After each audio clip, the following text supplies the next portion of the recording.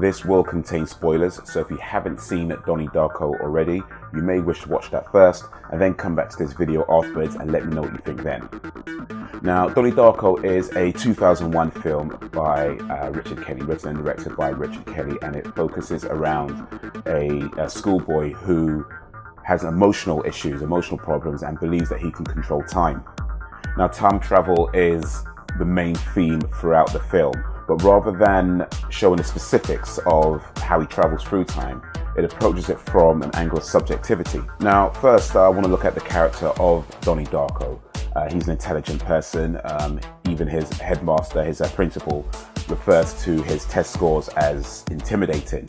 He's also someone who thinks differently from the people around him, from the other students, and that's evidenced by his disagreement of the fear-love lifeline, saying that it needs to consider the full spectrum of human emotions. But considering that the advice that he gives the three students during Jim Cunningham's presentation, it was very simplistic, and it really went against the whole idea of considering the full spectrum of human emotions.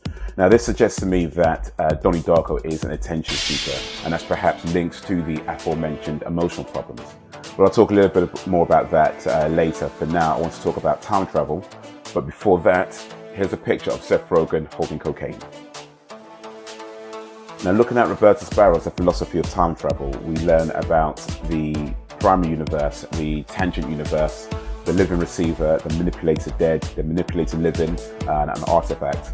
Now, the appearance of the artifact is what provides the first evidence that a tangent universe has occurred.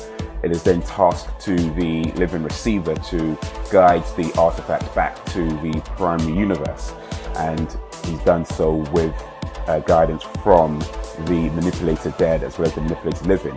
Now, the manipulated dead is someone who dies in the tangent universe and is then able to contact the living receiver through the fourth dimensional wall.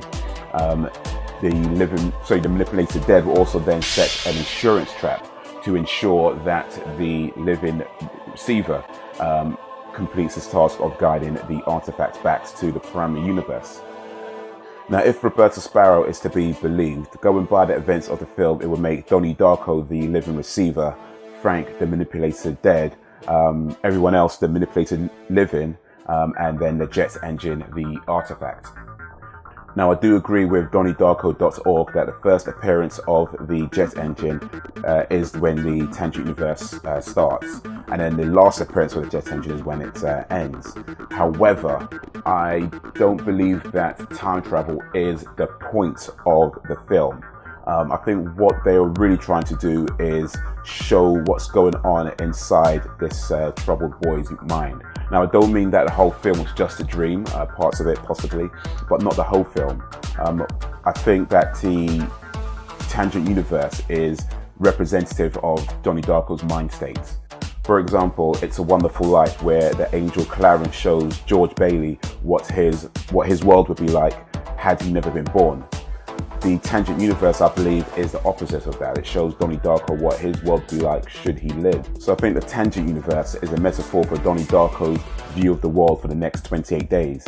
Terms like the manipulated dead, the manipulated living, manipulated by what or by whom. I think these are metaphors for Donnie Darko's perceptions of people, at least some people. Perceptions that he may not be fully aware of. Now, these can be accurate or inaccurate, but they're not necessarily based on personal interactions. For example, we find later that Jim Cunningham had the child porn dungeon. However, as far as Donnie Darko's interactions with Jim Cunningham went, he had no real reason to dislike him, yet he had a deep hatred for him, and in fact he called him a liar, he called him the Antichrist. Now, if we compare that to Karen Pomeroy, you know, what leads Donnie Darko to that room where Pomeroy just happened to have the word cellar door written on the board, which just happened to be a clue? Perhaps the message here is that we should trust our inner voices more. Well, here's a picture of Seth Rogen being an idiot.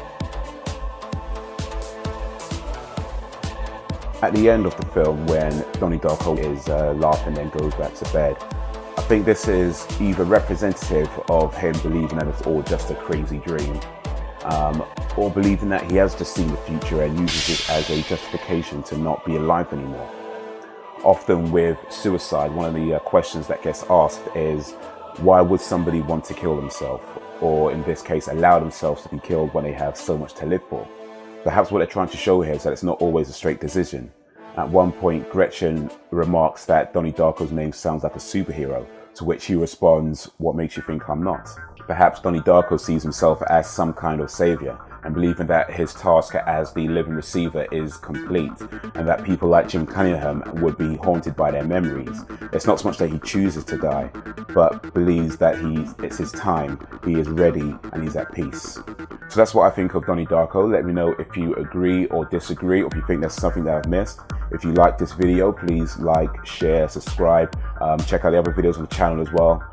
To avoid ending on a sad note, here's a picture of Seth Rogen chatting up a girl.